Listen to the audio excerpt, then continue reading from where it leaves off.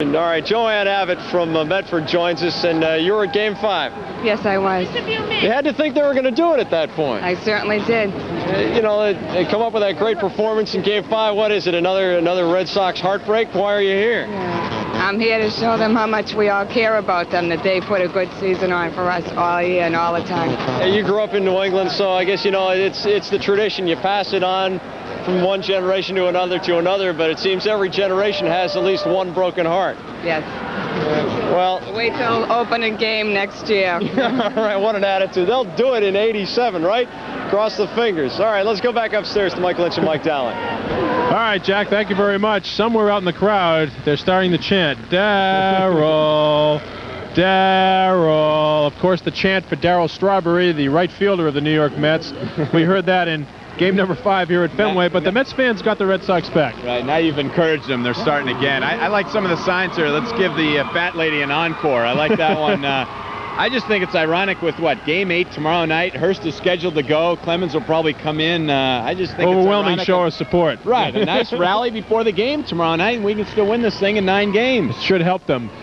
This is amazing how quickly this thing has filled up in the last hour or so. I think the only way to get in now is by parachute, same way that gentleman did for game number 6 down at Shea Stadium. He got himself in some trouble, but it was kind of fun to watch. It was a very good move. You got to give him credit. He was, in fact, spurred on by the balloons that arrived here in game, I think, 5 it was.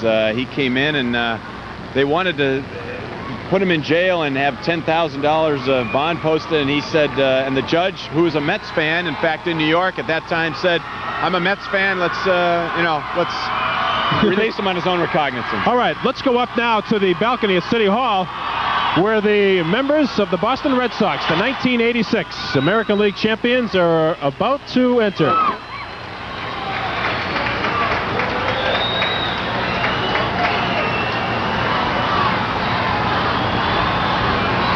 At least we thought they were about to enter. At least we thought they were. Well, at least we're rehearsed and we're prepared, and we can have our lines down pat for when they do.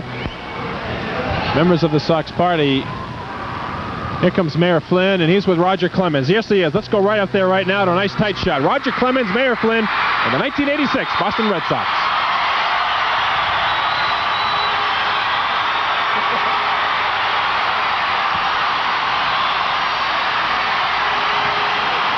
Ladies and gentlemen, a team we are very, very proud of. A team that experts predicted would finish no better than 3rd or 4th in this season. A team, a city that could not love its baseball team any more than the city of Boston.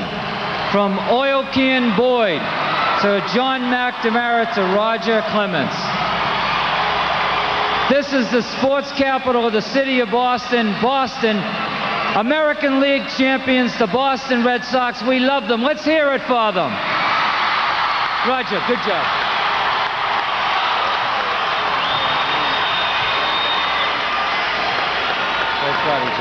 I'd like to turn the program, let me turn the program over to the voice of the Boston Red Sox, Ken Coleman. Thank you, Ray. Thank you, Ray. Mayor Flynn, ladies and gentlemen, boys and girls, what a wonderful turnout for this great team.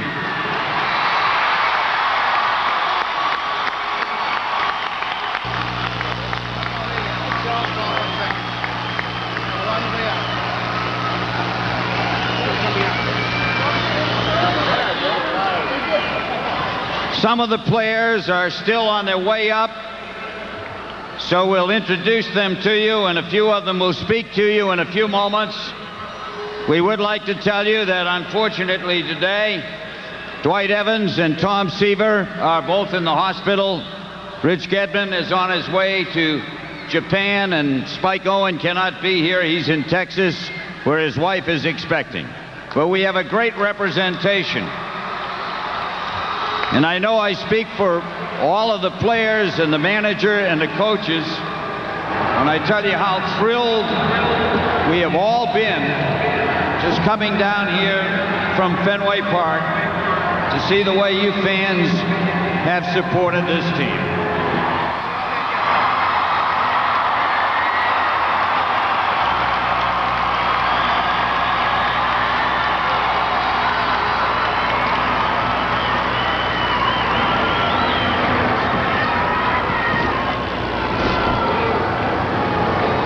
We're going to ask the individuals who are not speaking to step forward and take a bow for everybody, if you will.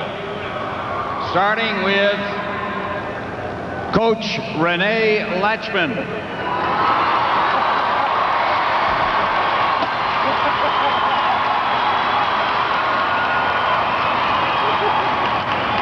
Pitching coach Bill Fisher. Catcher Mark Sullivan.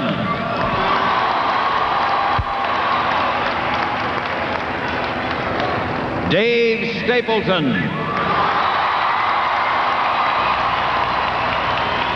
Joe Sambito.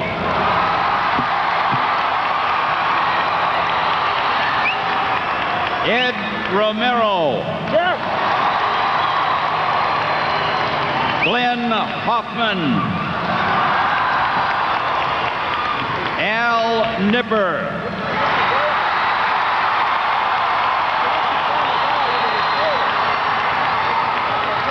Bob Stanley.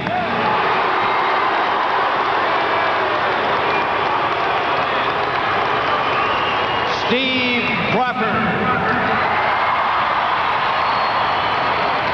Bill Buckner.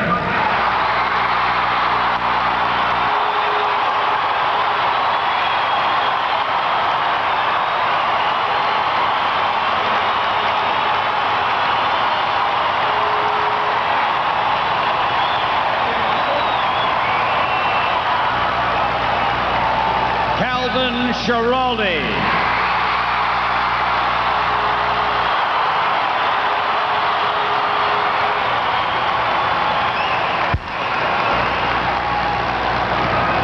Speakers now. First, Vice President and General Manager of the Red Sox, Lou Gorman.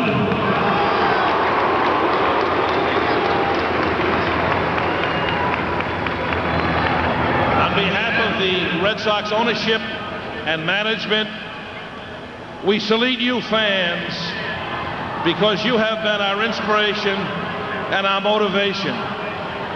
You are the greatest fans in the world, and we love you.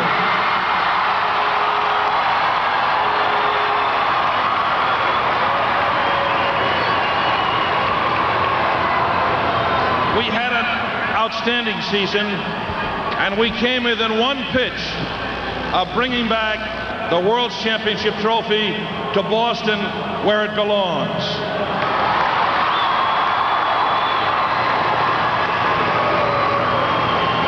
But I guarantee you that will we dedicate ourselves, redouble our efforts to bring that trophy back to Boston one day soon in the near future.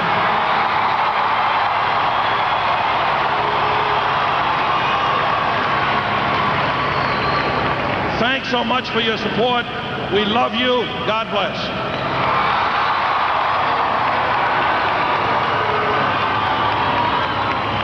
One other gentleman I did not introduce, who is not going to speak. He's a local gentleman who went to Boston College, played for the Boston Braves, Red Sox coach Joe Morgan.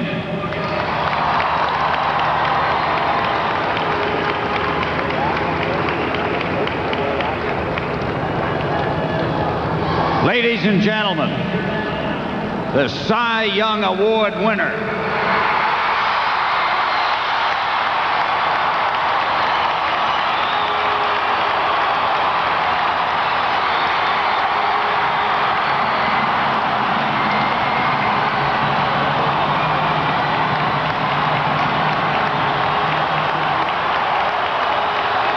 Thanks, y'all.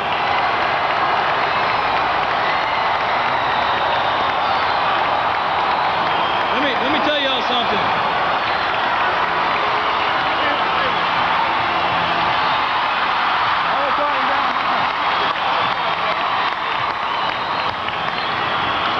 Let me tell y'all something. Don't let nobody kid you. Seeing you guys out here today hits us right here, and that's no lie. One other thing. Them New York fans got no chance over you guys. They got no chance.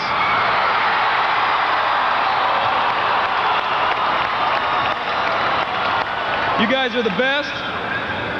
And this makes me so excited today that I can't wait for next year, and I want to see y'all right back here.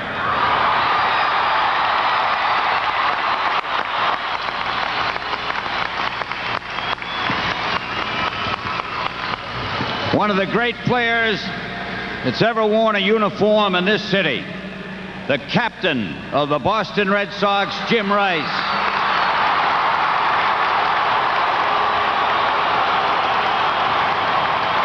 Thank you. On behalf of the management, the players, the fans, the wife, and all the support that the Red Sox have received this year, we can't ask for anything better. And after seeing you out here today, we can't wait another 11 years. Maybe next year or the year after. Believe me, we're going to do it. Thank you.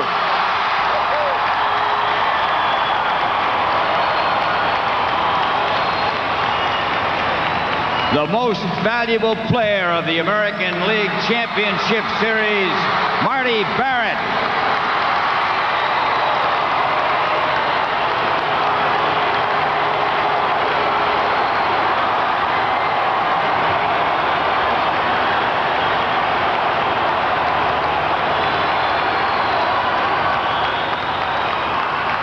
I just want to thank all you fans. You guys have shown a lot of class, a lot more class than those New York fans. They couldn't get me to play in there. They couldn't get me to play in that city for all the tea in China, I'll tell you that. I think there's a sign out there I read on the way. The Mets think they're in heaven, but the Red Sox are going to be back in '87. Thanks a lot.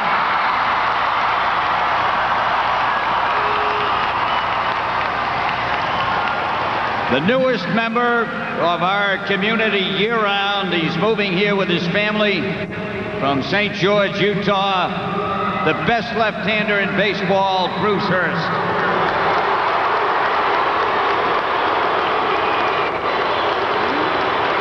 I just got a couple things to say. First of all, the Mets are just renting the trophy. That's really ours. And seeing all you people here today, you don't know what it means. This is the greatest thrill of the year, no question. And we can't wait to come back here next October. And let me tell you something else. They may have our trophy, but they can keep the Big Apple. We want it right here in Boston where it belongs.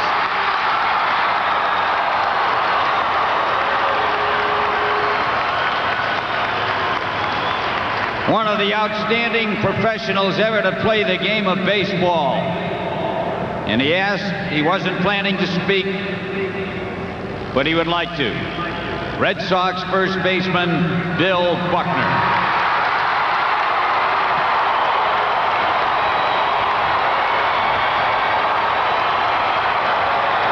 Thank you.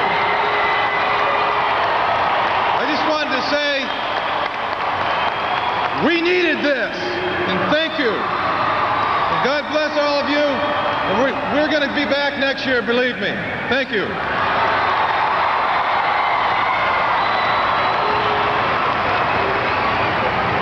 This next person is not going to speak, but she is the #1 fan of the Boston Red Sox, a great lady, Mrs. Jean Yawkey.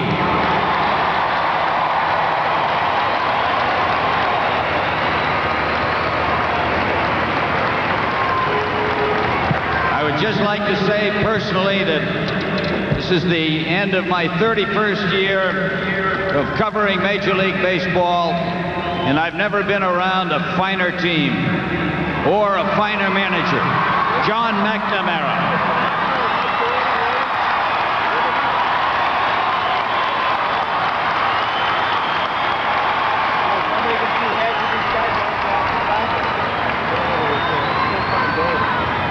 Thank you very much, Kenny. I could not be any prouder of a ball club and my players than what they've showed us through the 1986 season. Through odds, adversity, we overcame them all. The World Series was tough, You people out there today, the reception you have given us makes this winter going to be more bearable than what it was when I got up this morning. I thank the mayor,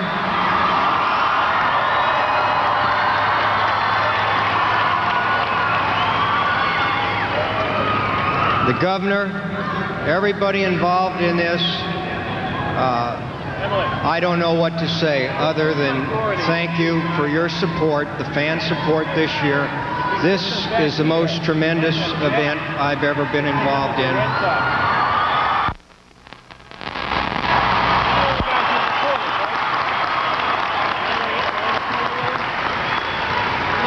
For the letters and the telegrams and the prayers that we've received over the past 3 weeks, I say thank you to the people that aren't here, to the fans of the Boston Red Sox all over New England and all over this vast country of ours, and to you people for making this day just simply great.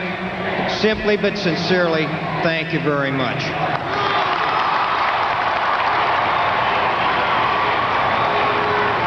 Ladies and gentlemen,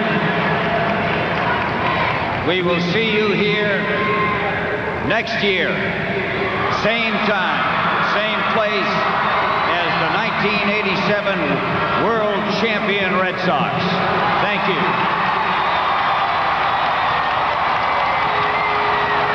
Ladies and gentlemen, before the Red Sox leave, along with the Milford High School cheerleaders, can you give me an R? How about an E? And a D? How about an S? And an O? And an X? What does it spell? What does it spell? What does it spell? 1986 American League champion Red Sox!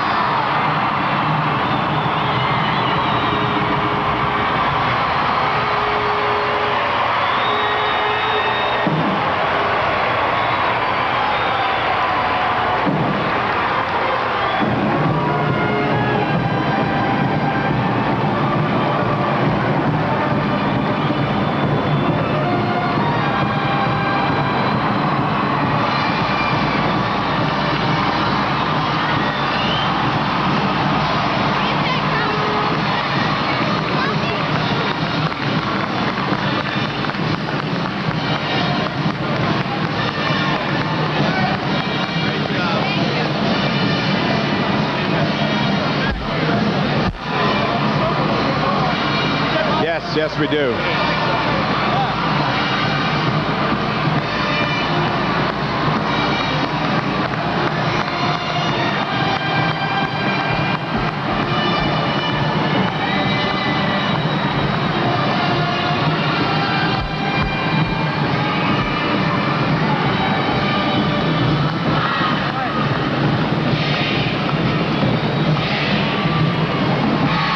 Getting rich.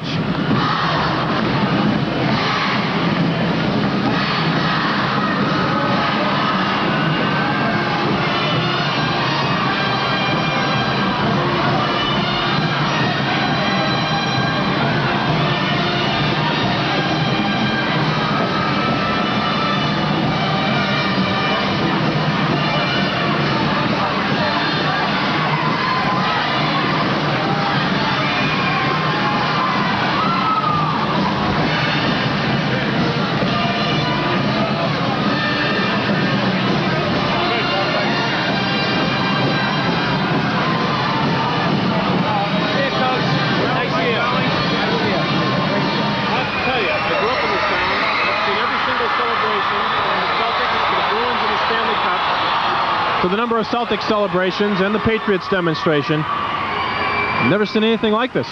It's just been incredible. I mean, I think the players I don't think they want to leave. They're just pointing, and I think they were just really overcome by this whole thing. I think some of these guys are shaking hands, you know, who knows, maybe for the last time as teammates. And I mean, two guys' faces come to mind right away, and that's Bill Buckner and Jim Rice. Buckner's ovation was just incredible. And Rice was having the time of his life up here, and I think that surprised a lot of people. You know, I suppose it's easy to love a winner. It's easy to throw a party and a parade for a team that wins a championship. It's not as easy to throw one for a team that loses in a 7th game. And I think the message was quite clear. Hey, you guys lost, but we love you. There's going to be plenty of time for second-guessing over the winter. Should we have pinch hit Baylor for Buckner? Should we have gone to the bullpen? Should so-and-so have pitched on 3 days rest? There'll be plenty of time for that. This isn't the day for it. This is the day to say, Boston say, Red Sox, we love you. And they did in their own way. We're going to take a timeout. When we come back, we'll wrap things up here on Red Sox Fan Appreciation Day.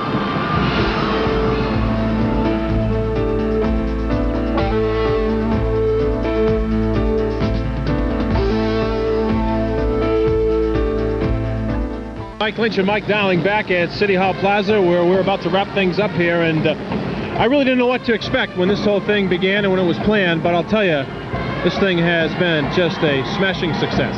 Incredible. Reminds me of when Bill Walton was standing up here with the Celtics. He didn't want to leave, and I think a lot of those players just did not want to leave. That the ovation for Bill Buckner will stand out most in my mind. And a guy like Bob Stanley, who had been booed most of the year, and Renee Latchman got tremendous roars. And Marty Barrett, the littlest of the Red Sox, who they even dipped the microphone down for.